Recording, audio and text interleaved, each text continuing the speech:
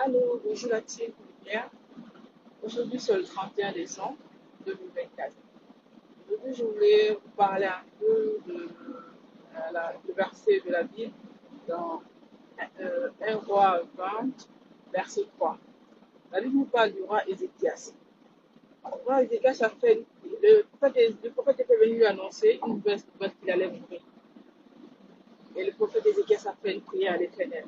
Il a dit à Dieu, souviens-toi de moi, ô Éternel, car j'ai marché devant ta face avec fidélité et intégrité de cœur, et j'ai fait ce qui est bien à tes yeux. En fait, à travers ce verset, je voulais vous faire comprendre que c'est une prière de supplication. La prière de supplication a une grande efficacité. La Bible dit quoi? La prière de juste a une grande efficacité. Donc, quand tu fais une prière de supplication, tu demandes à Dieu de se souvenir des bienfaits que tu as fait autour de toi, à ton prochain, à X personnes que tu ne connais pas. Donc, là, la Bible dit quoi? Ésaïe 43 nous dit, verset 26 nous dit, réveille ma mémoire, parle toi-même pour te justifier. Donc, Dieu te demande de réveiller sa mémoire. La Bible nous dit quoi? J'aime la louange de tes lèvres. Donc, on peut réveiller la mémoire de Dieu. C'est dans un tunnel. Donc, je disais tout à l'heure, Ésaïe 43, verset 26 nous dit quoi? La Bible dit, réveille ma mémoire, parle toi-même pour te justifier.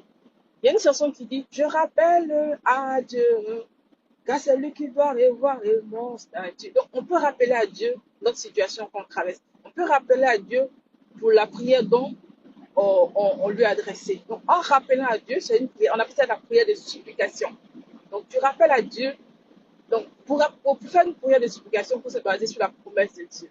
Il faut se baser aussi sur la parole de Dieu. Donc, la parole de Dieu nous dit quoi? Dans Proverbe 11, verset 26. Proverbe 11 nous dit quoi? Celui qui arrose sera lui-même arrosé.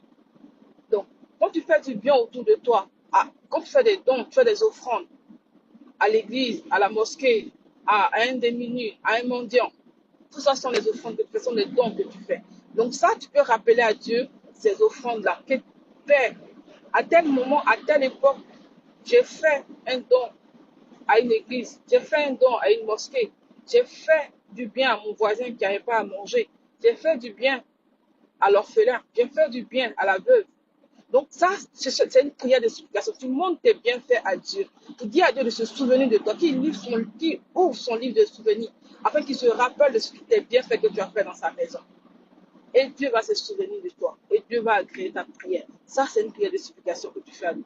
Donc, je vous attends ce matin à faire une prière de supplication. En plus de la prière qu'on fait à Dieu, apprenons aussi à faire une prière de supplication. Là, tu rappelles à Dieu des bienfaits que tu as fait pour lui, autour de toi.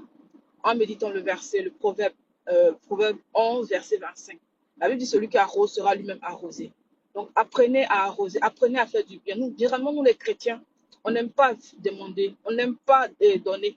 On veut toujours recevoir, mais on n'aime pas donner à notre prochain.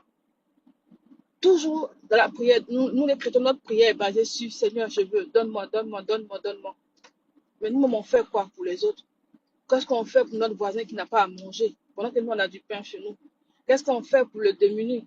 On a déjà pris 10 euros pour dire aujourd'hui j'achète un pain, je donne ça à un démuni, ou j'achète un sachet de riz, je donne ça à ma voisine, ou j'achète du lait, du sucre, je vais donner ça à la mosquée pour donner ça aux démunis.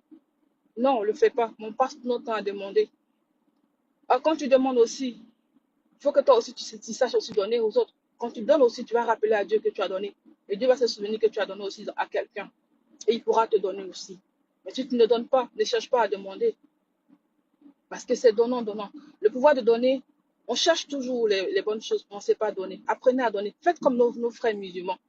Le musulman, tous les vendredis à la mosquée, il va à la mosquée pour faire des dons, des offrandes.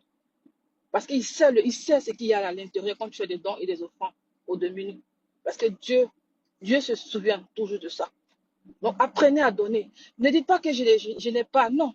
Même si tu as 2 euros, dans tes 2 euros, tu peux enlever 1 euro pour donner ça à un démuni. Ou à ton voisin, acheter du pain pour ton voisin. Ou à la veuve. Si tu as 5 euros, tu peux enlever 3 euros dedans pour donner à celui qui en a besoin. Donc, apprenez à donner. Et vous allez voir que Dieu va écouter votre prière. Apprenez à donner et vous allez voir que Dieu va exaucer votre prière. Ceux qui ont des problèmes, sache que la solution, c'est de donner. Et quand tu donnes, le pouvoir de donner a une récompense. Quand tu donnes, tu verras la gloire de Dieu. Fais comme on nous parle de Dorcas. Dorcas savait donner, elle savait faire Donc apprenez à donner. Et quand vous donnez, Dieu va se souvenir et rappelez à Dieu les bienfaits que vous avez fait dans sa maison. Ça, c'est la prière d'explication. Je vous attends ce matin. Que Dieu vous bénisse dans le nom de Jésus-Christ. Je vous souhaite encore une bonne fête de fin d'année avec le Seigneur Jésus-Christ qui continue de nous protéger, qui continue de nous garder. Et en 2025, prenons des bonnes résolutions. Prenons des bonnes résolutions et Dieu sera avec nous dans le nom de Jésus-Christ. Je vous souhaite une bonne fête, une bonne fin d'année et que le Seigneur Jésus-Christ vous bénisse. Bisous. Ciao, ciao.